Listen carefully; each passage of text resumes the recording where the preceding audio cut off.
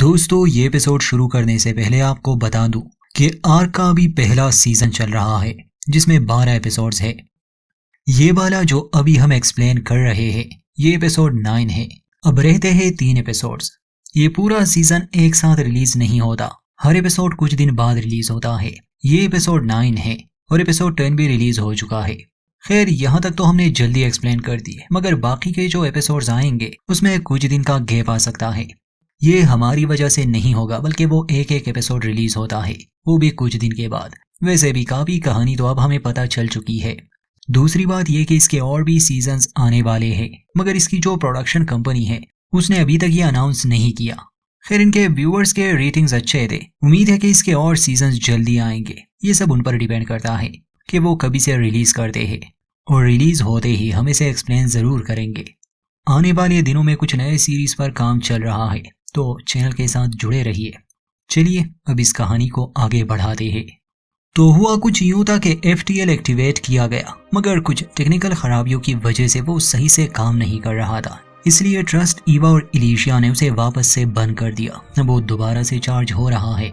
तो जब इस बार FTL एक्टिवेट होगा तो कोई समस्या नहीं होगी, मतलब उम्मीद तो यही है। और ये लोग बहुत कम समय में प्रोक्सिमा B ग्रह पर पहुंच जाएंगे। उस समय ट्रस्ट सभी को यकीन दिला रहा था कि अब कोई समस्या नहीं होगी, मगर तभी इलिशिया भागते हुए ब्रिज पर आती है और सभी से कहती है कि रुको, वहां जाने की सोचना भी मत। इलिशिया ने डेटा निकाला था, वो सबको एक मैप दिखाती है। उस मैप में आर्क 3 की लोकेशन थी, आर्क 15 की भी और आर्क 1 की भी। इलिशिया समझाती है कि असल में ये तीनों आर्क प्रोक्सिमा B ग्रह पर ही जा रहे हैं, तो इनका मतलब कि आर्क 15 हमसे पहले ही वहां पहुंच चुका है। उसने हम पर पहले भी हमला किया था और इस बार भी वो हमला करेंगे जैसे ही हम वहां पहुंचे। तो इसका मतलब कि आर्क 15 हमसे पहले ही वहां पहुंच चुका है। उसने हम पर पहले भी हमला किया था और इस बार भी जैसे ही हम वहां पहुंचेंगे वो हमला करने के लिए तैयार बैठे होंगे। तो एक बार फिर से इनके सामने एक समस्या थी। हम सभी इस बारे में मीटिंग करते हैं। शेरन सोचती है और कहती है कि हमारे पास एक और ऑप्शन भी है। दोस्तों असल में जब इस प्रोजेक्ट को लॉन्च किया गया तो इन्हें जीने लायक सिर्फ एक ही ग्रह नहीं मिला था, प्रोक्सिमा B। उसके अलावा भी एक ग्रह था, मगर वो दूर बहुत था। उस ग्रह का नाम रोज 128b है। ये सुनते ही ट्रस्ट कहता है कि नहीं, मैं इस फैसले के हक में नहीं हूँ। वो ग्रह बहुत दूर है, हमें प्रोक्सिमा B पर ही जाना होगा। शायद हम इतना लंबा सफर तय ना कर पाए।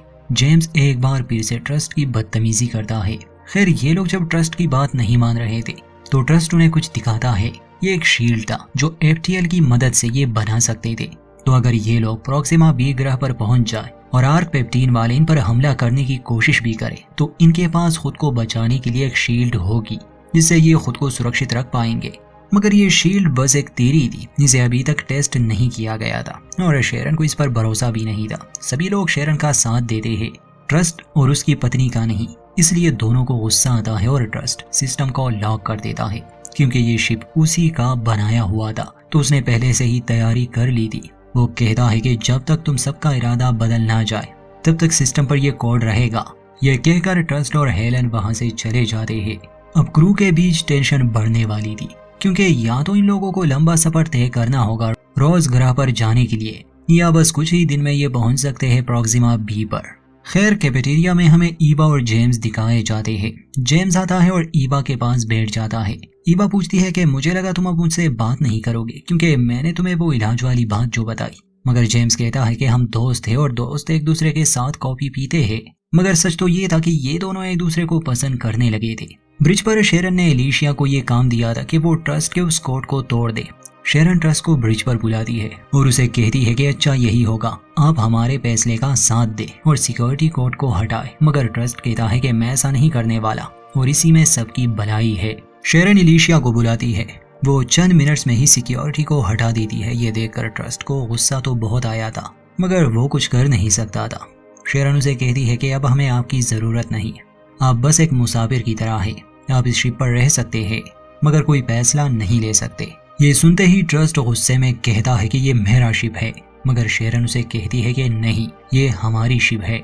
इसके बाद ट्रस्ट वहां से चला जाता है अपनी पत्नी के पास। वहां लेन भी था, वो बहुत गुस्सा था, मगर हेलन के पास एक प्लान था।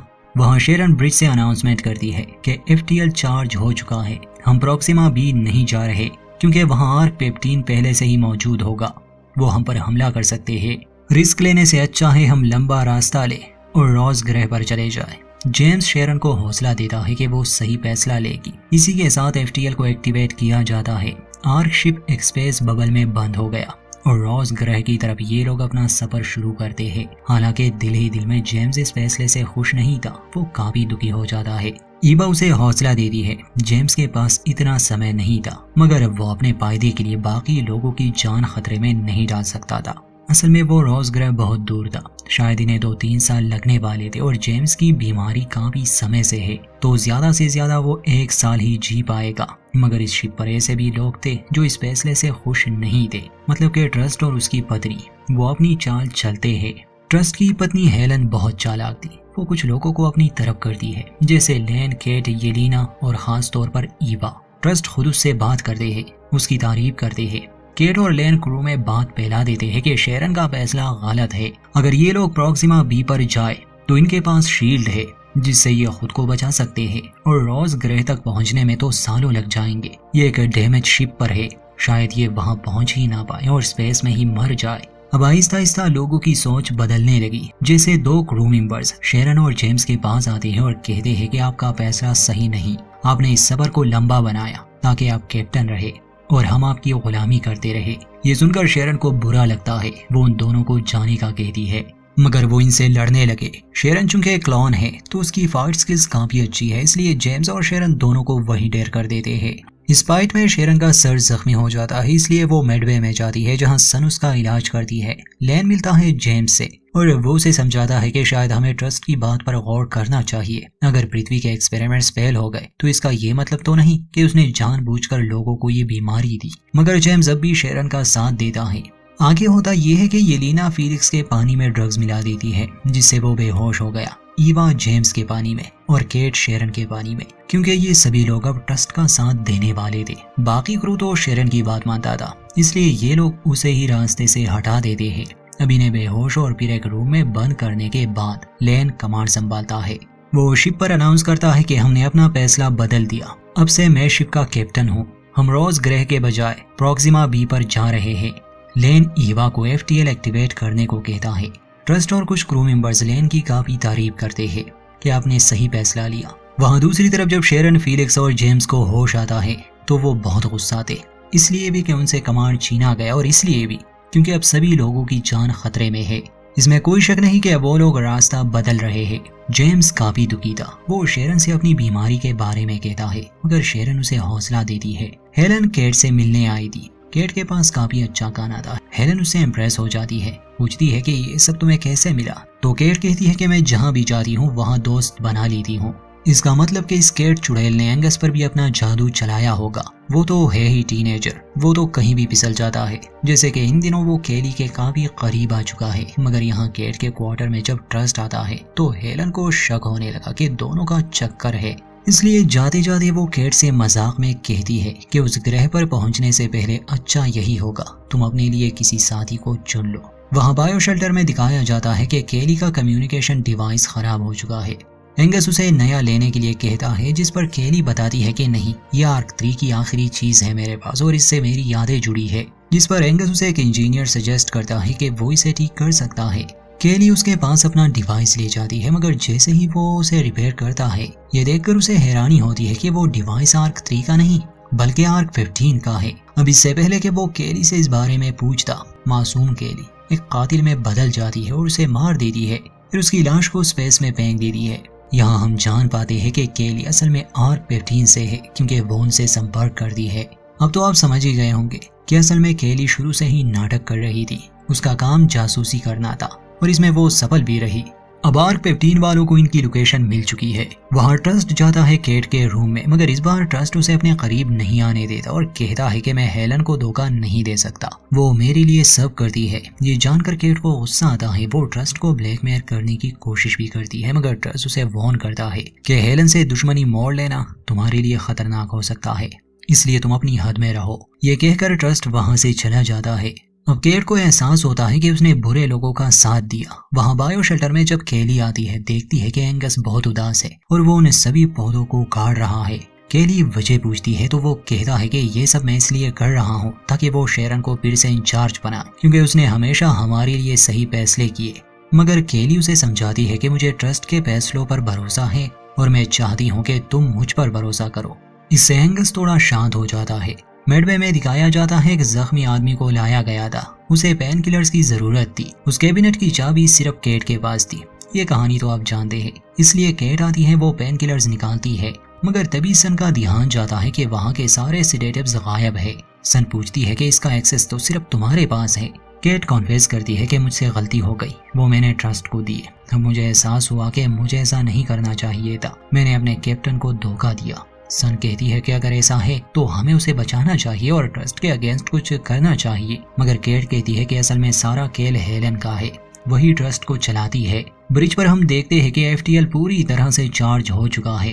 ट्रस्ट आदेश देता है कि इसे एक्टिवेट करो। जैसे ही ईवा उसे एक्टिवेट करने के कमांड्स देती है, वो सिस्टम ही लॉक हो चुका था। ट्रस्ट ये देखता है तो ईवा से पूछता है कि क्या ये तुम्हारा कोई ट्रिक है। ईवा गुस्से में कहती है कि भला मैं ऐसा क्यों करूंगी, मैं तो प्रॉक्सिमा बीच जाने के हक में हूँ। खैर तभी उन्हें अंदाजा हो जाता है कि ये काम मिलिशिया का है। ट्रस्ट उसे धमकी देता है कि अगर तुमने ये सिक्योरिटी नहीं हटाई तो मैं शेरन और बाकी सबको मार दूंगा। हालांकि ये सब हेलन उसे करवा रही थी। इलिशिया नहीं मान रही थी, इसलिए उस रूम की ऑक्सीजन बंद कर दी जाती है जहां पर वो तीनों कैद थे। इलिशिया अपने दोस्तों को मरने तो नहीं दे सकती थी, इसलिए वो सिक्योरिटी कोड को हटा देती है। दरवाजा भी लॉक हो चुका था, इसलिए बाहर खड़ी येलेना भी दरवाजा नहीं खोल पा रही थी। मगर जब इलिशिया कोर्स एंटर करती है तो दरवाजा अनलॉक हो जाता है। हेलन इलिशिया को सबक सिखाना चाहती थी। कहती है कि आगे से तुम या तो हमारा साथ दो या फिर हम तुम्हें एयरलॉक से बाहर फेंक दें। इलिशिया नहीं डरती, कहती है कि मुझे तुम्हारी गुलामी नहीं करनी। हेलन सिक्योरिटी वालों को आदेश देती है कि इसे ले जाओ। ईवा ये सुनती है तो उन्हें रोकने की कोशिश करती है। हेलन ईवा को भी मौत की सजा सुनाती है। अब इससे पहले कि इन दोनों को मार दिया जाता, शेरन, जेम्स और फीलिक्स ब्रिज बनाते हैं। पहले तो उन गार्ड से लड़ते हैं जो हेलन और ट्रस्ट का साथ दे रहे थे। इसके बाद शेरन शिप का कमांड संभालती है। असल में एफटीएल एक्टिवेट हो चुका था और ये लोग प्रॉक्सिमा बी ग्रह पर पहुंचने वाले थे। शेरन और उसके लोग जल्दी से एफटीएल को बंद कर देते हैं। उन सभी को हिरासत में लिया जाता है जो शेरन के खिलाफ थे, यहाँ तक के लेन को भी।